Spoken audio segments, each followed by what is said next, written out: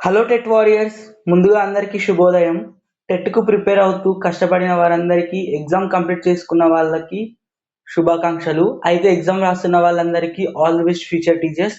So నాకైతే 18th December 2025 అంటే Thursday exam అనేది కంప్లీట్ అయింది. అయితే నేను ఇంత లేట్గా వీడియో చేయడానికి గల కారణం, నేను చేసిన ఒక బిగ్ మిస్టేక్. అండ్ నెక్స్ట్ వచ్చేసి నాకు హెల్త్ ప్రాబ్లం కూడా ఉంది ఫ్యూచర్ టీచర్స్.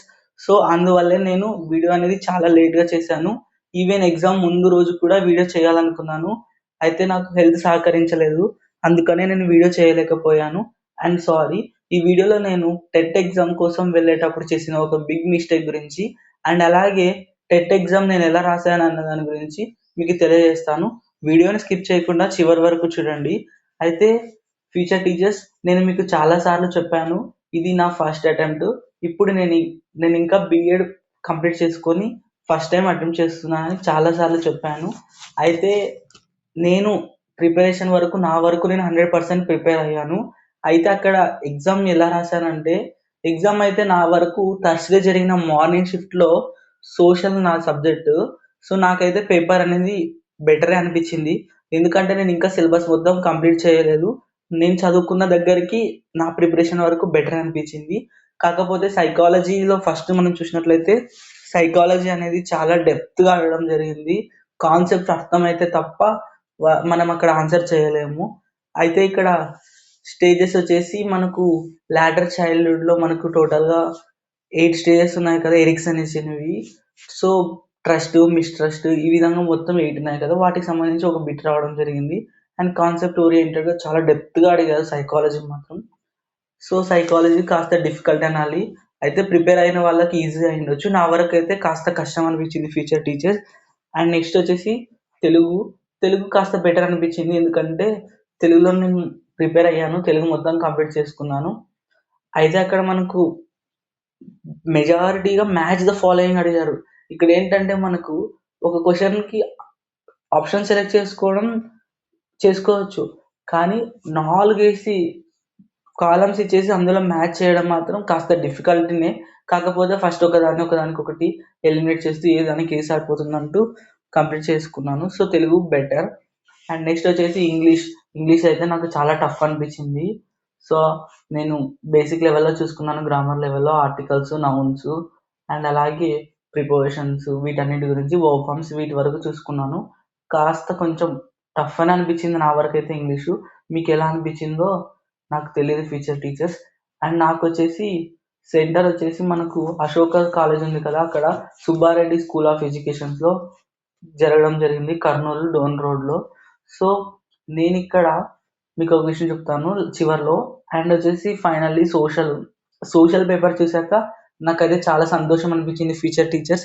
సోషల్ మాత్రం నాకు చాలా ఈజీ అనిపించింది, ఎందుకంటే నాకు సోషల్ బేసిక్ లెవెల్లో మనకు స్కూల్ లెవెల్లో, హై స్కూల్ లెవెల్ నుంచి ఇంట్రెస్టెడ్ సబ్జెక్టు. అండ్ వచ్చేసి నేను ఇంటర్మీడియట్లో కూడా హెచ్ఈసీనే ఫ్యూచర్ టీచర్స్. సో నాకు అక్కడ హిస్టరీ కానీ, ఎకనామిక్స్ కానీ, సివిక్స్ కానీ టచ్ ఉన్న సబ్జెక్టే. అండ్ డిగ్రీలో కూడా బిఏ హెచ్ఈపి. సో నాకు హిస్టరీలో వచ్చేసి ఫస్ట్ ఆఫ్ ఆల్ మనకు లేయర్స్ ఆఫ్ ద ఎర్త్లో మనకు ఫస్ట్ క్వశ్చన్ అడగడం జరిగింది. ఆ క్వశ్చన్ చూసాక నాకు చాలా హ్యాపీగా అనిపించింది. మ్యాచ్ ద ఫాలోయింగ్ చేయాలి. హైడ్రోస్పియర్లో ఏముంటాయంటే వాటర్ ఎసెన్షియల్స్ ఉంటాయి. అండ్ లిథోస్పియర్లో మనకు భూమి రాక్స్ ఇవి ఉంటాయి. అండ్ వచ్చేసి బయోస్పియర్లో జీవాలు ఉంటాయి, లివింగ్ థింగ్స్. అండ్ అట్మాస్ఫియర్లో ఎయిర్స్ ఉంటాయి. ఈ విధంగా మ్యాచ్ అది నాకు చాలా ఈజీ అనిపించింది. అండ్ సోలార్ సిస్టమ్ మనకు 6th క్లాస్లో సెమిస్టర్ 1లో ఫస్ట్ యూనిట్ ఉంది కదా, ఆ వైర్ కింద సోలార్ సిస్టమ్, అందులో నుంచి నియర్లీ 3 క్వశ్చన్స్ దాకా టచ్ అయ్యాయి. ఎర్త్కి నియరెస్ట్ ప్లానెట్ ఏదంటూ, అండ్ అలాగే ఎర్త్కి ట్విన్గా ఏదంటామని, అండ్ సన్కి నియరెస్ట్ ప్లానెట్ ఏదని, అండ్ వచ్చేసి సన్కి ఎర్త్ ఎన్నో ప్లానెట్ అని, థర్డ్ ప్లానెట్, ఈ విధంగా సోలార్ సిస్టమ్ నుంచి వచ్చాయి.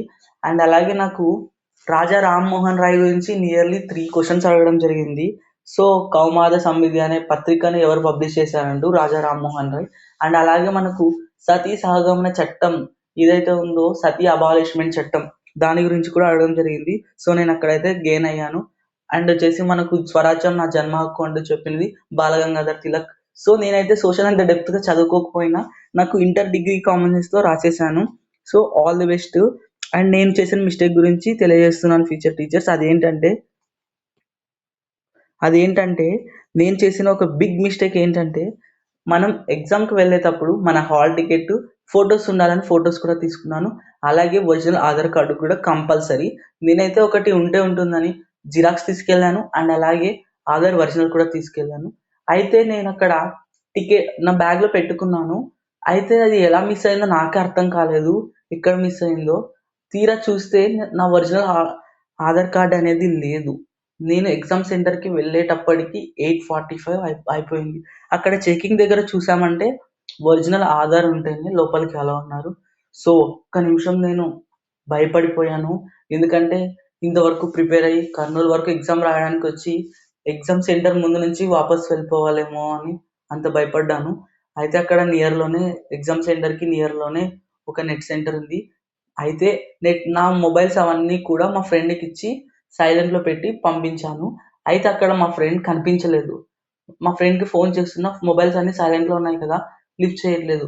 చాలా భయపడ్డాను. చాలా మంది లోపలికి వెళ్ళిపోతున్నారు. అయితే నేను మాత్రం వెతుకుతూ ఉన్నాను. టైం అనేది 9 అవ్వడానికి వచ్చింది.